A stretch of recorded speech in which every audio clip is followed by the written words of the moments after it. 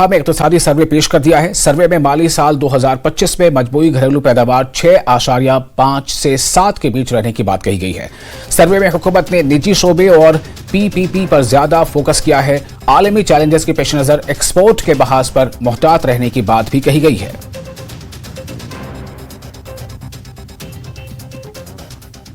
Sir, with your permission, I rise to lay on the table a copy each of the following papers, both in Hindi and English versions. Economic Survey 23-24, Economic Survey 23-24 Statistical Appendix. और parliament का monsoon इजलास आज से शुरू हो गया है। वजीर खजाना निर्मला सीतारमण कल आम बजट पेश करेंगे। इजलास से कबल वजीर आजम नरेंद्र मोदी मीडिया से रूबरू हुए। उन्होंने कहा कि ये बजट 5 साल के काम के सब्त मुकर्रर करेगा। ये इजलास सपनों की बुनियाद रखने वाला होगा और ये मुल्क की तरक्की के सफर का अहम पड़ाव है।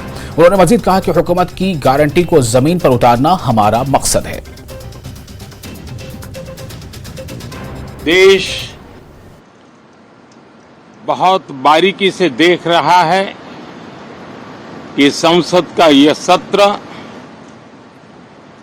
सकारात्मक हो, सृजनात्मक हो और देशवासियों के सपनों को सिद्ध करने के लिए एक मजबूत नींव रखने वाला हो। साथियों, भारत के लोकतंत्र की जो गौरव यात्रा है,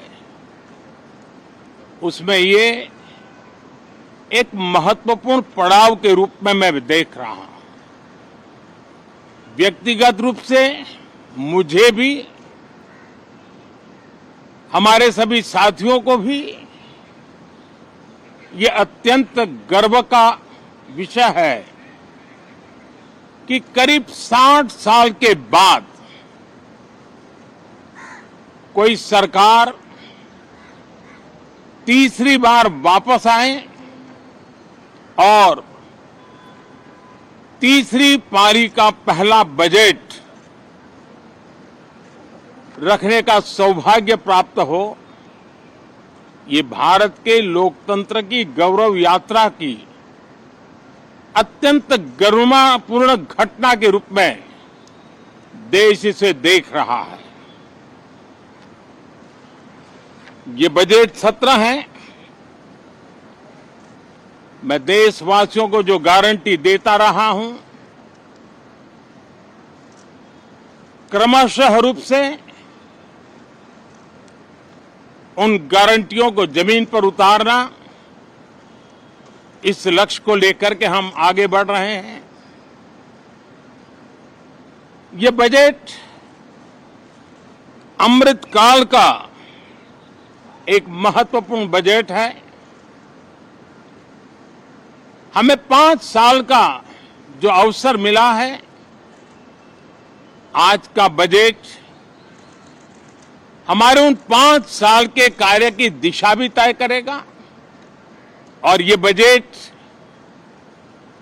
2047 जब आजादी के 100 साल होंगे, तब विकसित भारत का जो हमारा सपना है, उस सपने को पूरा करने की मजबूत नींव वाला बजट लेकर के हम कल देश के सामने आएंगे। और अब खबरों में